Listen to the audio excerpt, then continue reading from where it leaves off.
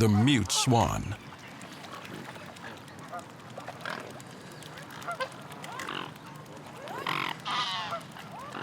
Recent data suggests 500,000 mute swans live throughout their native range from Western Europe through to Western Asia.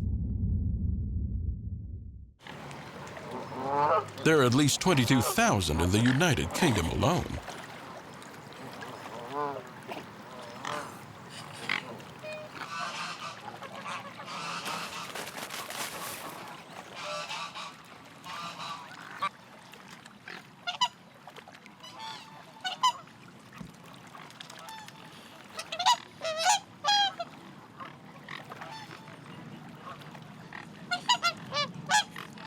The mute swan is one of 6 species of swan.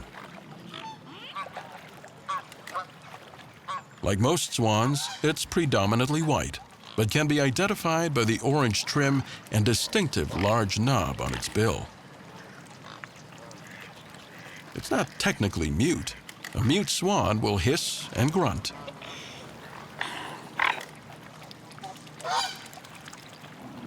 But its trachea is a simple straight tube that goes directly into the lungs, instead of the coiled looping windpipe that produces the loud characteristic honk of these trumpeter swans.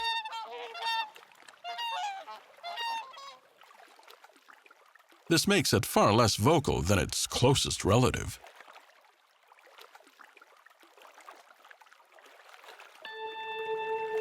The image of this creature has left its impression throughout history. From cave drawings to Russian ballets, Arthurian legends to the ugly duckling, these elegant birds feature prominently in a variety of cultures. Aristotle, Plato, and Socrates all wrote that a swan singing peaks as death approaches, giving rise to the idea of the swan song, or the final performance. But being a status symbol comes with a downside. The mute swan is among the largest waterfowl on the planet. Its size and royal stature made it a popular main course for the banquet tables of medieval Europe.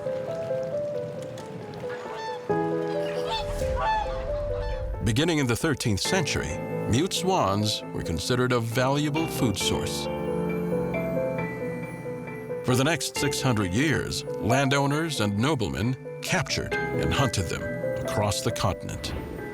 By the end of the 19th century, the species was all but eradicated in the wild. The regal mute swan was on the verge of extinction.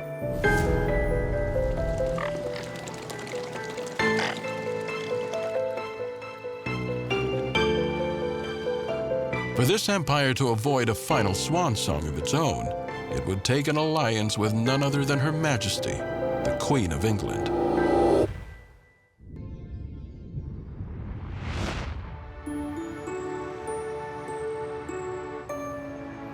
Sometime in the 13th century, mute swans became so popular on the banquet table of British noblemen that the monarchy took special interest. Too many birds were disappearing from the wild. A royal decree was sent out. The owners of the swans were now duty-bound to mark their feathered property.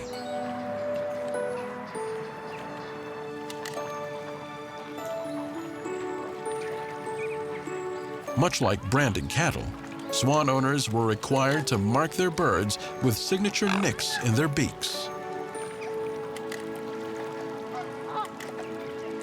To conserve the population, any unmarked birds became property of the ruling monarch and could not be hunted or captured.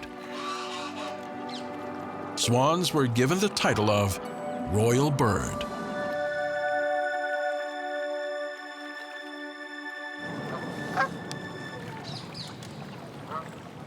Many believe that if it weren't for this law, swans would now be extinct in Britain. 800 years later, the royal bird is thriving.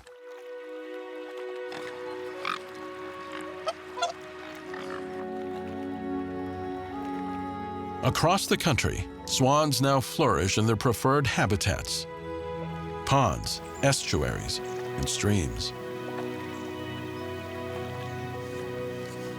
Even in urban areas, they thrive in the shallow lakes and slow-flowing rivers of parks and gardens.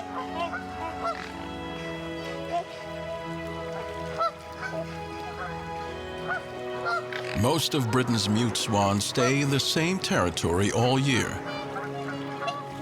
In winter, they're joined by other migrating mute swans from further north who come looking for warmer waters.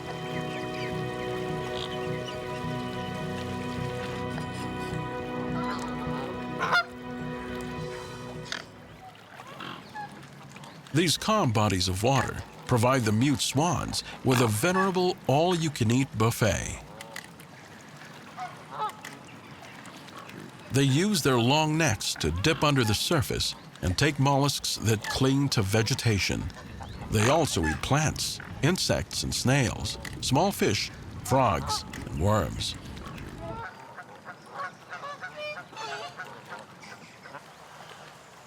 And they'll also graze on grassy fields.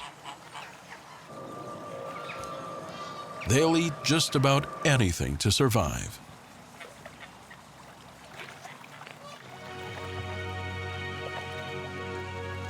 With an ample supply of food, the swans turn their attention to breeding.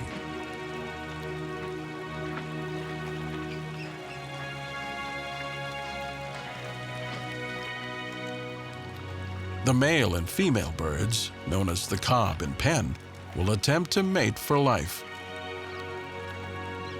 However, if one or the other dies, an adult bird will seek another mate.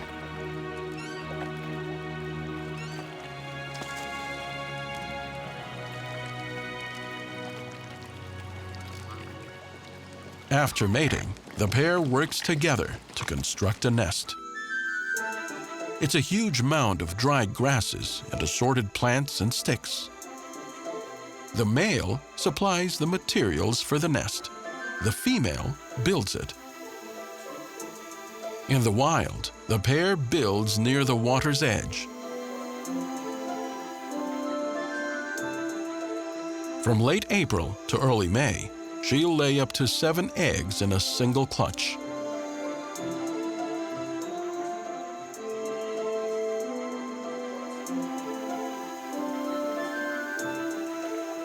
Both parents will take part in incubating them. For the next month, they will watch over their unhatched brood with the hopes that they will survive long enough to help preserve the lineage in what is now a thriving empire.